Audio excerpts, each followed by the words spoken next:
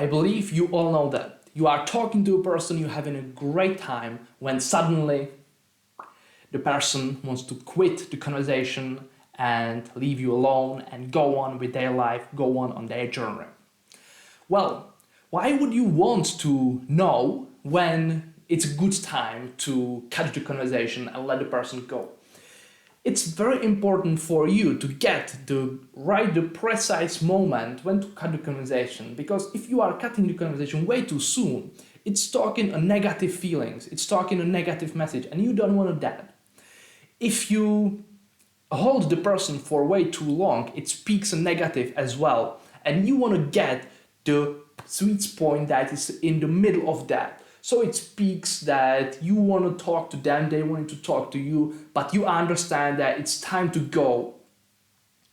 When you cut it too soon, they feel like you don't want to give them your time. When you hold them way too long, they feel like you have no sense of what is good for them and that you are not that good conversationalist. Every person is showing by their behavior that they want to go. And in this video, we are going to talk about just these signs. So I hope you're looking forward to that because we are diving in. Hi everybody, Martin. I'm a body language behavior specialist and I am very passionate about this. So let's dive into the video. The first concept that is important to comprehend before you get into observing body language and applying that in applying that in real life is to understand that the behavior has onset. So it never is that the change of a behavior happens like this. It's a slow and steady change that is necessary to notice. This is the trick and the difficult part of observing body language, because it never is like, now it means that I want to go. Now it means that I want to stay. Now it means again that I want to go. It never will be like this. It has an onset, and it means that I will slowly be turning away myself. And it's up to you to notice that I am slowly turning away myself. If you fail to notice that, well, you fail to observe the body language properly, and you fail to describe that and to interpret the behavior properly. If you are doing the momentary readings, there is a very high chance that you are going to misread the situation. You always need to be comparing pictures from different time points. I'm not sure if I'm articulating that properly, but I hope you understand me. If you not, please leave me a comment down below and I will try to articulate and tell that a little bit better. And we are starting with the first thing. The first thing is a body. And more specifically, we are going to talk about our torso and our feet, because these things are very reliable in observing body language, because they are speaking our intentions. They are speaking where do we want to go. So when at this moment, I've said it many times, my feet are pointing towards you, my torso is pointing towards you. So it means that my focus, my attention is on you. And that's great. When we are having a conversation, it's good.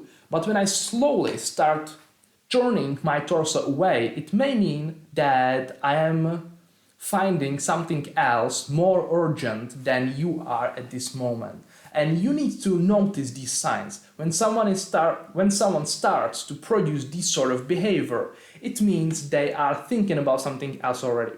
This is the time where you may start wrapping things up or find out what's going on with the person. Another thing, point number 2, is patting.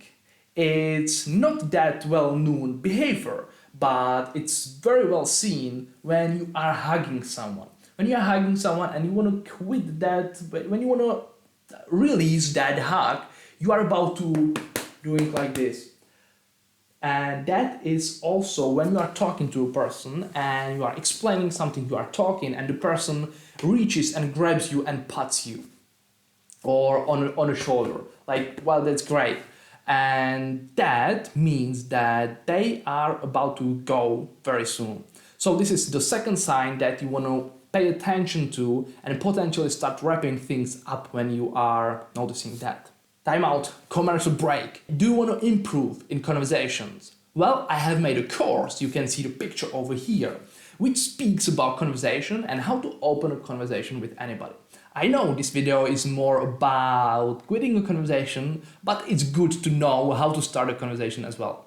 If it is something that you might be interested in, well, down in the description there is a link to the course, and please feel free to check out the course, and potentially, if you want to get better, you can apply for the course, enroll for the course. And it's also on Udemy, so there is a very high chance that you get any huge discount on the course, so just feel free to check out. I'll be looking forward to see you in there. We are getting back into the video. There is eye contact. It is also an important thing, but you need to observe differences in the amount of how much eye contact are you getting, how much focus, how much attention are you getting from the person.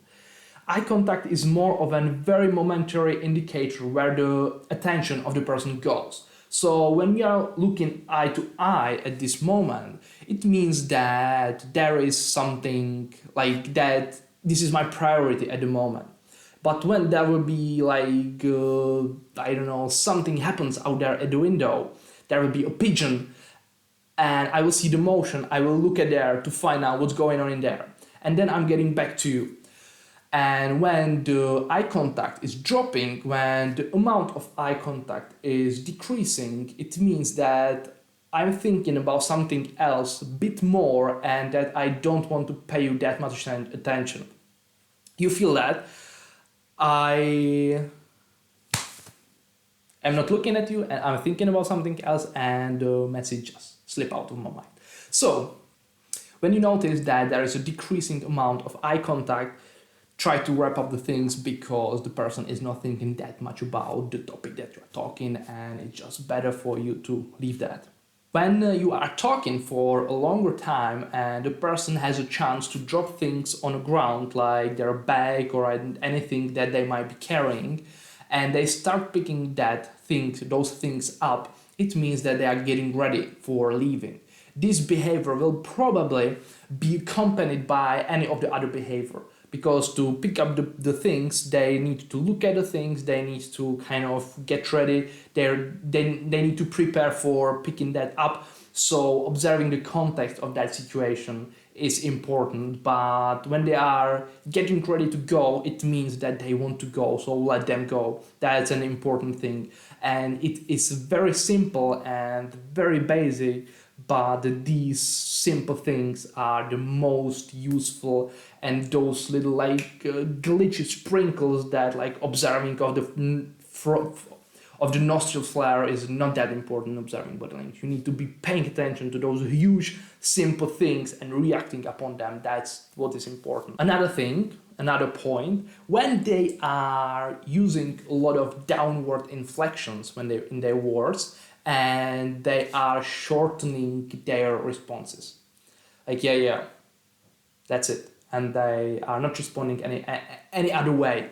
It most likely means that they are trying to get to the end of that. They're trying to like sort of make you to stop talking by these downward inflections and short answers. So when there is a profound change from how they responded at the beginning and when they are responding at the end of the conversation, it's because they want to go. So if you see these, try to wrap up things and leave them, so you are still perceived as a great conversationalist. And last, the very simple and the most easy sign to read. They tell you they have to go.